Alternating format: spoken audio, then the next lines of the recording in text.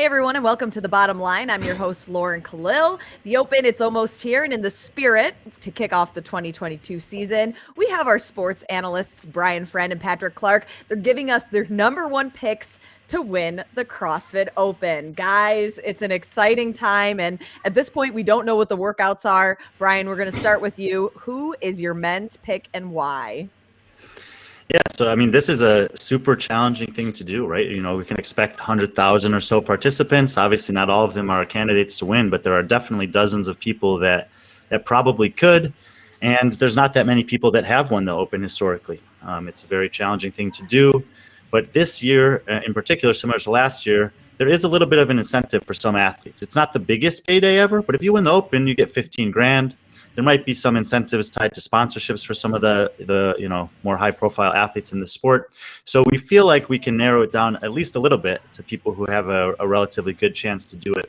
I'm going to go with a guy who has not won the Open before, but he is a Canadian man, and there have been two past Canadian champions the last 2 years.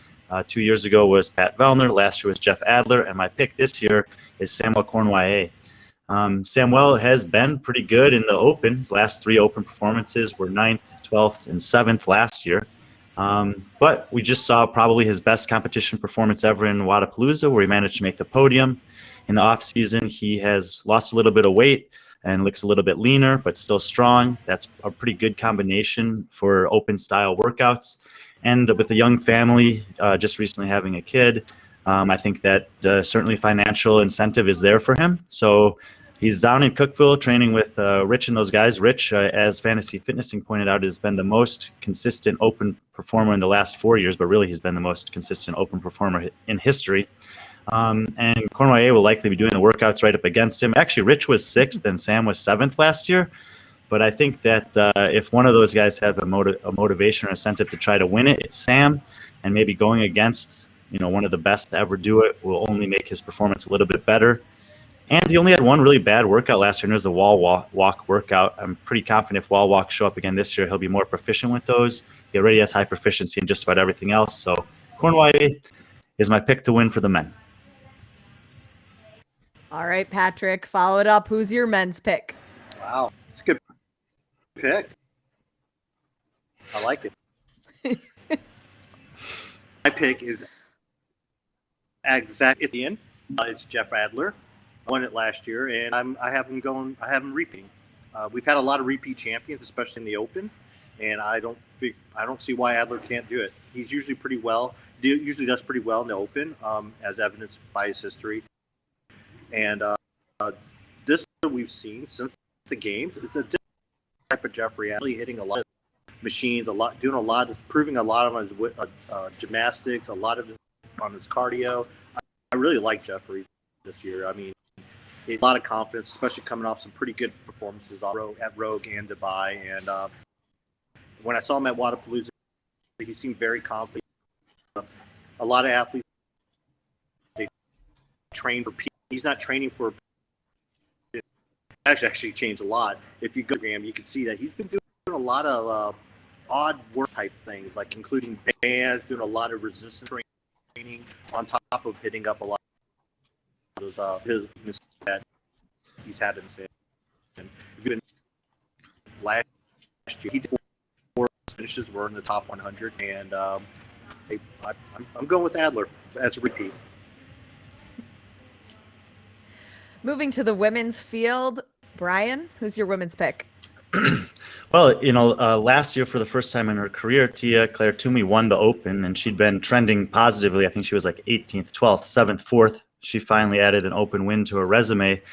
But she's coming off of a off season where she was training for a different sport, and so I don't think it's realistic nor really in her interests. Certainly not a financial necessity for her with the career she's already amassed to win. Second place in the Open last year was Emma Carey, who's also had a bit of a off-season setback with a back injury. So while she's probably super fit and will do well, I think that there's a lot of opportunity here for people to win the Open who weren't necessarily in the top 2 last year. And I'm only going to the 3rd spot, which is Cara Saunders.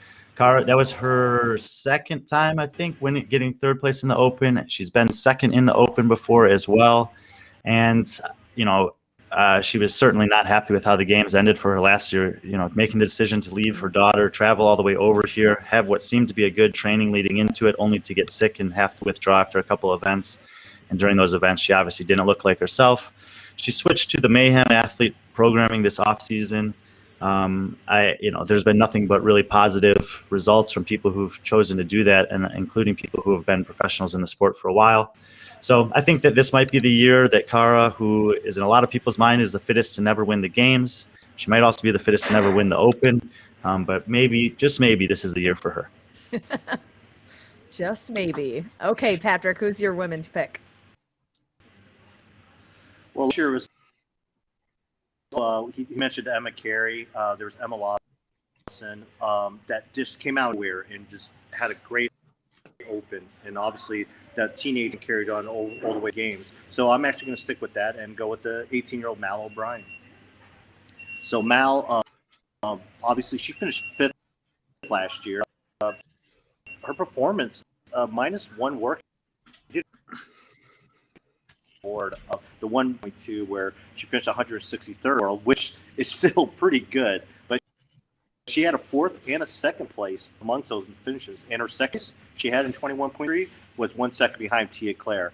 Obviously, he mentions that Cara switched camp. Well, we all about Mal switching camps, and what camp did she go to? HWPO, and who's she being coached by? She's being coached by none other by the 3-time Open champion, Matt. I can not afraid rubbing off on her in terms of working out and her winning her first Open. It will be interesting to see how people changing training camps or even coaches this year will pan out. But I have to say my favorite picks that you guys always have are the wild cards. So Brian, let's move into who your wild card pick is. It doesn't need to be one female, one male. It can just be your overall one pick. Yeah. So this makes it so that, people like Patrick can't just pick last year's champion. The requirements the requirements for the wild card was that it had to be an athlete who has never placed in the top 10 of the Open. So I decided to go with a woman here for my wild card pick, and it's a woman that a lot of people have gotten familiar with this season for sure. Her name is Gabriella Magawa. She was 12th last year in the Open. It was her best ever Open finish. However, since aging into the elite individual field 4 years ago, she's never had a finish in the Open worse than 30th. So she's shown consistency over time to be in that upper echelon of athletes for Open style workouts and testing. This year, she's propelled into that echelon for live competitions as well, with her performances at the Games, at Rogue, and at Dubai. So she's definitely one of the 4 runners in the women's field this year. And she has a great environment for doing this style of workout because they have such a consistent training group there in Mallorca, where she's been for the last 2 years with Jacqueline Dahlstrom and Christoph Horvath and several others who come by to train. So she'll have that competitive environment during the Open. It's not an easy thing to win, but I think if you're looking for someone who could do it, who's never been in the top 10 before, it's hard to find someone who's a better candidate than her. Okay, Patrick, your wild card. Oh, I thought these were supposed to be wild cards, not safe cards. Brian was going with the safe selection there, the Gabby. Ooh, shots fired. The safe selection. The safe selection there. Oh, God. I'm going to kind of go outside the box because I'm picking check, but I'm not picking a pan check that most people would think they would, according to Brian's criteria. Obviously, Scott is retired, but he's still doing it, so he might win. But he could be a wild card. And then Saxon, he finished in the top 4 last year, so I'm going to go with Spencer Panchek. Most people know Spencer as Saxon and Scott's brother. Spencer has been on an upward trajectory. Maybe a little those two, but I've liked, especially coming out of the Coast Classic, and especially after I saw at Wadapalooza. He actually finished ahead of Scott and Saxon at Wadapalooza, and I think him going to West Coast and not competing alongside his brothers was a good thing for him, because it made him actually trust himself and trust in his coaching, and he almost made it to the Games last year. And he had a chance on last chance qualifier, but being at the West Coast Classic, he only had a couple of weeks to rest, and he didn't do so well. But I think this is Spencer's year, and I think he has all the skills to do really well in the Open. He's all the Open workouts. He has those skills just like Saxon and do really well. And yeah, that's what I'm going with. And Morning Chalk Up, we're actually going to be publishing a story that Patrick, Brian, and also Tommy Marquez all compiled with their picks. Unfortunately, Tommy couldn't be on the call today. Do you guys know who his picks were, and what are your initial thoughts of who he thinks is going to be standing atop of the leaderboard for the Open? Sure, yeah, we've got his picks. For the men, Tommy went with Björgvin Karl Gudmundsson from Iceland, and this is a great pick. Patrick knows he's out there in Iceland right now. That the training environment there, which we've talked about in a couple other instances, is maybe second to none. He'll probably be doing those workouts head to head with Katrin Davidsdottir, is my guess. And he's just the epitome of consistency in the sport. That pays off in the Open. He doesn't have very many weaknesses. He's strong. He moves well. He moves fast. He hasn't won the Open before, but he's certainly a guy who could. So that was Tommy's male pick. And who's Tommy's women? Yeah, the BKG pick is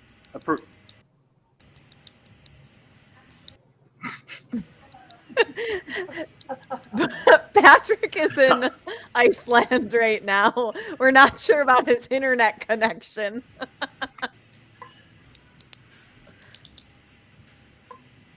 And some pen clicking. Okay, Brian, who is the... Go ahead, Brian. Sure, yes. Your internet's better. Yes. So for Tommy's women's pick, he's made a pick of Emma McQuaid. And, Emma's gotten a ton of attention after winning Wadapalooza this year.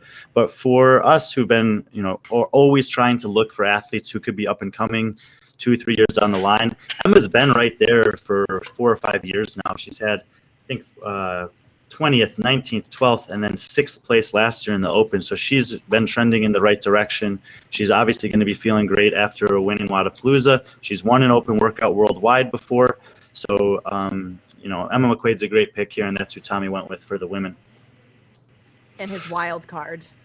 Yeah, his wild card pick, he decided to stay with a similar first name of Emma. He's chosen Emma Lawson here, and I was a little surprised when I saw him make this pick initially because, she's obviously come onto the radar for many people this season, winning in the teenage division at the Games, competing in Dubai and holding her own out there. She's picked up a bunch of sponsorships. She's got Snorri as her agent, so she's been making waves in the space. But I didn't realize that she was actually 15th last year worldwide in the Open. And again, that gets just a little bit overshadowed when you have 16 and 17-year-olds who are finishing in the top 5 of the Open. But 15th, that 16 years old or whatever 15 years old she was at that point is incredible. And I don't think she'll win the Open this year, but I don't think it's that bad of a pick, especially considering how well she did last year at such a young age. What a way to start the season. All of your cards are on the table now. Your predictions are out there. We learn about the live announcement, what the workout will be for 22.1 tonight. Hopefully, we can stay tuned with you guys to see who will come out on top with at least the closest, if not spot on, for your picks.